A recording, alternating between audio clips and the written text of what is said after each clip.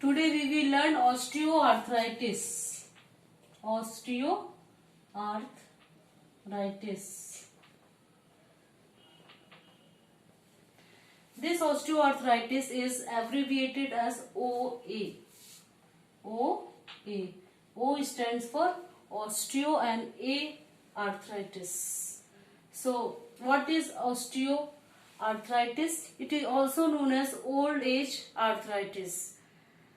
Specifically, primary osteoarthritis is considered as old age arthritis. So, it is characterized by degenerative changes in articular cartilage over years, and it is included under DJD. D stands for degenerative, J stands for joints, and D stands for disease. So, degenerative joint disease. Degenerative joint disease. Type of OA. There are two types of OA. First is primary and second is secondary. Primary and secondary OA. And what is its sphere? Its sphere is, first sphere is articular cartilage, second is joint space, and third one is bone. So we see etiology of primary OA. Etiology of primary OA.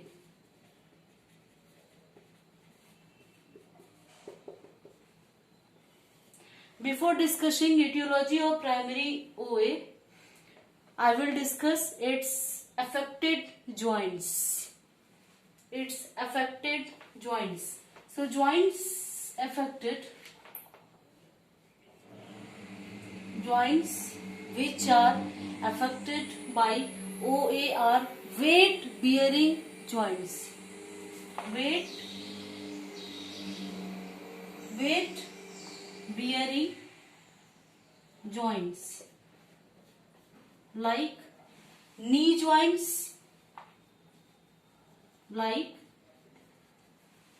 joints, hip joints, and vertebra, etc. So mainly weight bearing joints are affected by OA. Now what is etiology of primary OA?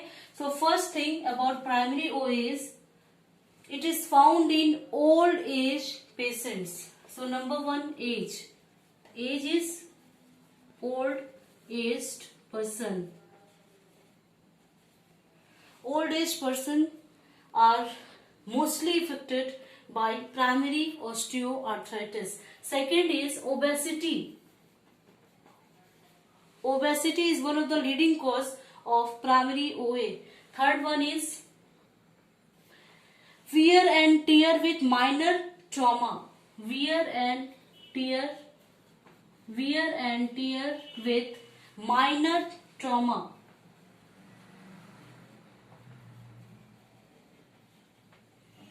Last one, it may be genetic.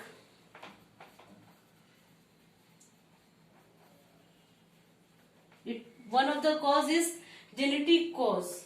Means since it is related with articular cartilage, so the gene which are responsible for regulate articular cartilage may be responsible for production of primary OA if there is any defect in that gene, and that gene is named as FR, capital F, capital R, capital Z, capital B genes.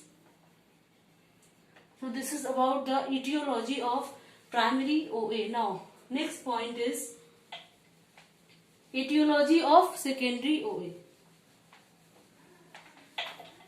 Etiology or causation of secondary OA.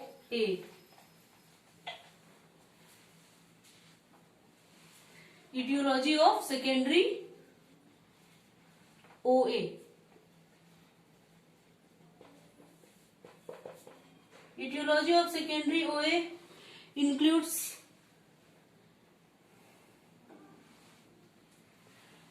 previous injury,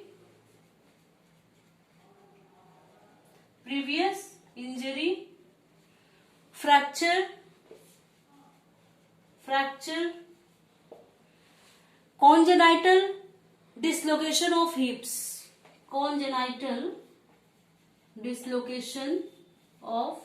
hips,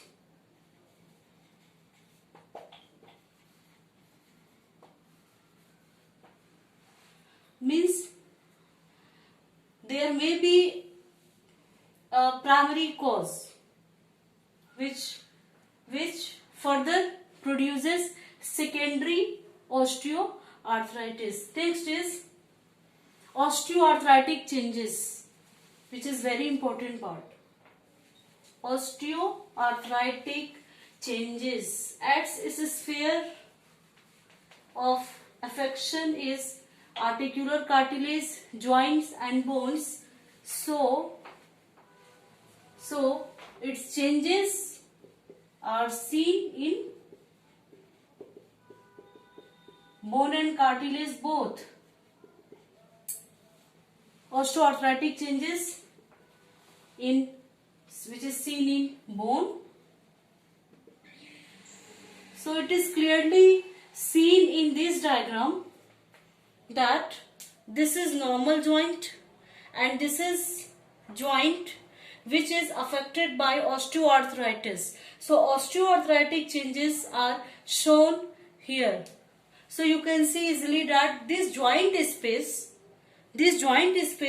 is normal, while in osteoarthritic joints this joint space is reduced. So reduced joint space first. Second is there is degeneration of osteophytes, osteophytic degenerations or osteophytes are seen in this, while in normal joint there is no concept of osteophytes. Third is microcysts. You can see easily microcysts are present. And what is the cause of the formation of microcyst in osteoarthritis? There is obvious cause which lies behind the articular cartilage. And what is the cause? As in case of osteoarthritic changes, cartilage cannot bear the weight of bones. So the pressure over bone is increased, and as a result this microcyst forms. So this is one of the most important changes during osteoarthritis, which is clearly seen here. So cause of microcyst formation is or lies in articular cartilage, because in case of osteoarthritis, articular cartilage is not capable to bear the weight of this whole bone, or it fails to transmit the loads. That's why microcyst forms. This is the important changes. And there is damaged cartilages. Damaged cartilages means that second is changes in cartilage. So in cartilage there is destruction of collagen type 2, and this destruction causes damaging of cartilages, and cartilage is now not capable to hold the weight. This is the osteoarthritic changes. Now come to the clinical features of osteoarthritis. Clinical features.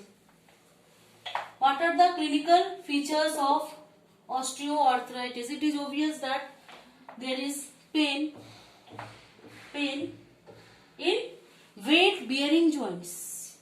Pain in weight bearing joints.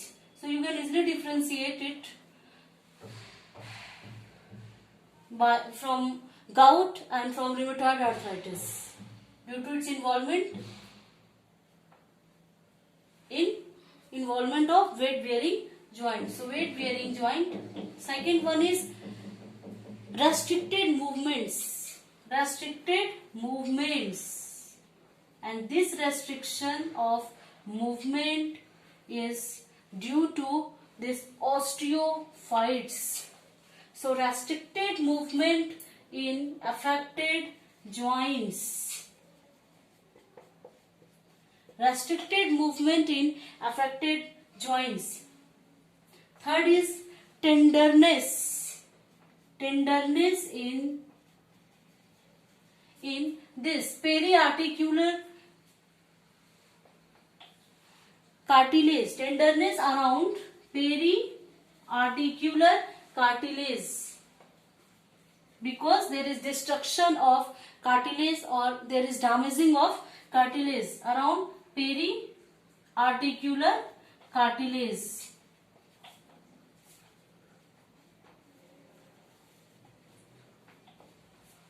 Fourth one is muscle wasting, which is also known as sarcopenia. Fifth is bone deformity. Bone deformity, and here the cause of bone deformity is basically osteophytic degeneration. Osteophytic degeneration, bone deformity. And next is Haberdon's nodes in interphalangeal joints. Haberdon's node in, this is very important point, in interphalangeal or IP joints. Interphalangeal or IP joints. And these nodes develop by the swelling in extensor tendons, which becomes enlarged and it takes a form of nodes, which is known as Haberdon's node. So these are the clinical features of osteoarthritis. Next is, what are the investigations? What are the investigations of osteoarthritis? So here X-ray is sufficient to investigate. X-ray, plain X-ray. CRP is normal and ESR is also normal.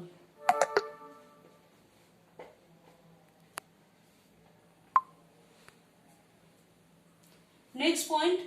So only X-ray is sufficient to investigate or to confirm the diagnosis of osteoarthritis by understanding these changes in bones, because these are easily reflected in joint X-ray reports.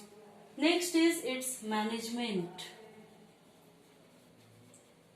Its management is based on the management of underlying cause. The first thing is.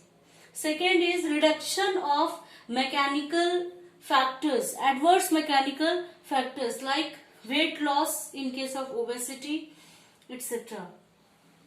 Third one is relieving. Objective of management is relieving symptoms, relieving pain.